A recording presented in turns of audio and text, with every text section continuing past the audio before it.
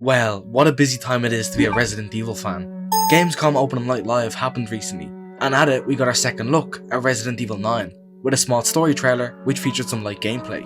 We then afterwards got a look at a small demo Capcom had prepared for attendees of the event to play. So in this video, I'll be taking a look at everything new with RE9. From Alyssa and Grace Ashcroft's relationship, the gameplay and atmosphere of RE9, along with our new stalker enemy. This is going to be a juicy one, folks. I will also along the way be sharing personal thoughts and theories regarding the story of RE9. So without any further delay, let's begin. To start off, let's take a look at that story trailer. The trailer opens with Grace and Alyssa Ashcroft held up in some hotel room. This seems to be a prequel of sorts, since the original RE9 trailer told us that Alyssa has been dead for 8 years, which puts this trailer timeline was 8 years prior. Suddenly the phone rings. Grace answers Hello? it.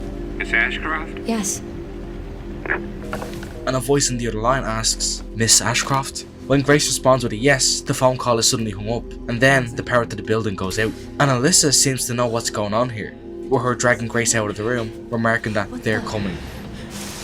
They're coming. Who are they? We don't know, but I suspect it's someone Alyssa got too close to in her days as a reporter. This is then when we get a look at some first person gameplay, which is just a section where we follow Alyssa, but regardless, it's still cool to see this game up and running. And instantly we can see how badass Alyssa is. Immediately she pulls out a handgun in order to protect herself and her daughter. The handgun she pulls out looks to be modelled after the Sig Sauer P232, and it also looks to be the same gun that Grace is seen using in gameplay snippets from back in June. And something that immediately stood out to me here is the sheer level of detail in this game. The environments and character models all look top tier, and as I will show you later on, the lighting is also excellent. Grace and Alyssa then meet up with the building manager, who is abruptly attacked. Again, we see the hooded man from the initial trailer, and he promptly stabs the guy in front of Grace and Alyssa. This character, the hooded man, has been a widely debated topic among the Resident Evil community on who exactly he is, and I personally can't even make a guess, although it could be someone new to the franchise.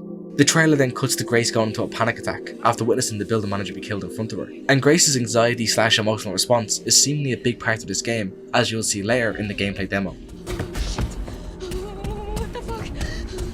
However, I'm just going to let the rest of this scene play out as it's excellent.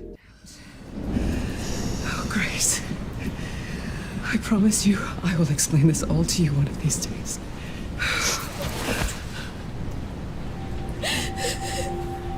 Grace. Please know that you are my hope. Never forget that. What are you talking about? Just... I love you. I love you too. Okay. Mom, I'm scared. No. We need to find a way out of here now. But we don't have any of our stuff. We can come back for it later, Grace.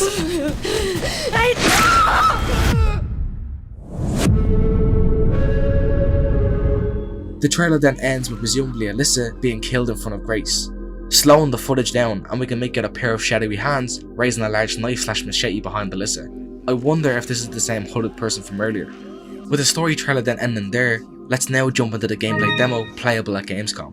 The gameplay demo starts with Grace hanging upside down. She appears to be strapped to a gurney. Alongside that, she has a needle in her arm, which is draining her blood for some reason. After freeing herself from her shackles, we finally get into some gameplay. And as you can notice, this game likes to keep things very dark, and it's very reminiscent of RE7, which makes sense since that game's director, Koshi Nakanishi, is also directing this game. A new mechanic which is being introduced in RE9 is the ability to throw items to lure creatures away using the sound they make, which is very Last of Us-esque.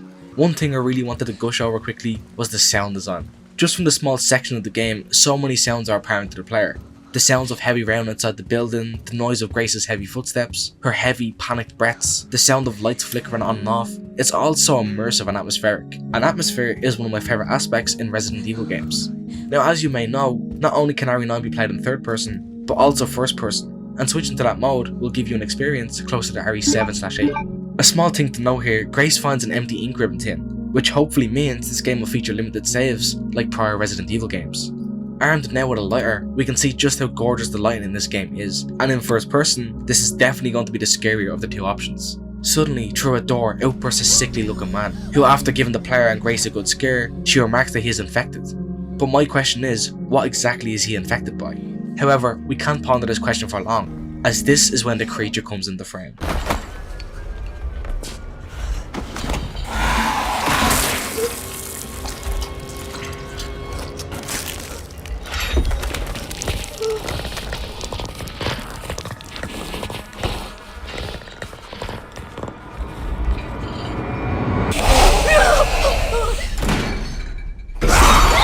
This 10-foot tall behemoth is this game's big bad stalker enemy, and is very unlike our previous foes. Switching back to third person, and we can see a really cool and immersive detail. When being chased by the creature, Grace while running will sometimes panic and trip over. Not only is this a cool detail, but due to her emotional reactions, we will have to play the game around how she reacts. Now this creature does not like bright light at all. When Grace enters a well lit room, this monster's skin starts to burn and melt, leading it to retreat for now.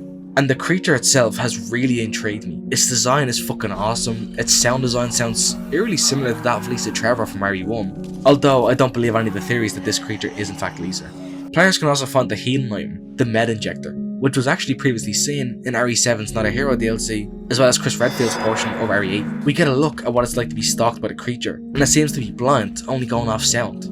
Later in the demo, it shows Grace retreating back to the same well-lit room, to which the creature does not even try walk into like last time, and instead it immediately chooses to leave, which shows that the stalker will adapt to how you play the game. An example is then shown for how the Bottletron mechanic works in live gameplay, and yeah, it's safe to say this is almost directly pulled from The Last of Us. Now this would conclude the gameplay demo, however I'm not done talking about RE9 quite yet, as I have a few theories about the game from this new footage. Let me now go over them. For one, who exactly is this creature? Like I mentioned earlier, some people think it could be Lisa Trevor, however I instead believe this creature to be Alyssa Ashcroft herself. Aside from the fact that as a narrative this would be huge, having Grace be stalked and most likely having to later kill her mother is a great story piece, but also you can notice the creature's blonde hair. Not saying that this confirms it, but it is another point towards my theory. Now going slightly off from that, at the start of the gameplay demo we see Grace having her blood drained from her body. What exactly is the purpose of this and why is this happening? Well, my theory is this. We see the creature, whom for now I'll call Alyssa. We see Alyssa in her introduction bite the dead guy's head off, and in doing so she consumes his blood. Also, if the players were to get caught by Alyssa, the death animation is also like this, with Alyssa munching on Grace and eating her body. What if this creature needs blood to live, and maybe specific blood types? And that's why Grace is being drained for her matching blood type. But this theory then begs the question, who kidnapped Grace and started draining her blood exactly? Moving on from that theory and now to one related to gameplay. So as we notice, Grace is very scared and anxious, as she shakes and mutters to herself while being chased, as well as of course the occasional falling over and slipping. I wonder if this game, as it progresses, we will see Grace become more and more confident in herself and abilities. For example, in Resident Evil games, often players go on a natural journey of progression. Like in the start of RE7, you have nothing but a pistol, and taking down a single enemy is a bit of a task. But come the end of the game, you are armed to the teeth with many firearms and weapons, and are able to take on many foes at once. It seems like Capcom are working this sense of progression into Grace as a character, which I'm here for. And you know, I think that just about does it for my thoughts and opinions. I'm extremely excited for this game, and I expect nothing but the best from Capcom here. In terms of the big theories out there, yeah, I do want to see Leon in this game, if I'm being honest, even if it is his final game. But enough about me. What did you think of the newest RE9 trailer? Are you excited for the game? Do you have any personal theories of your own? Let me know all of this down below, and let's start a discussion about this game. Anyways, that's going to be all from me now. Although, you won't have to wait too long for my next video, as very soon after this video goes up, I'll be straight to work to cover the new footage for Silent Hill F, so make sure you check back here and look forward to that video. Anyways, I'll see you then. Look after yourself, take care, and I'll see you soon. Peace.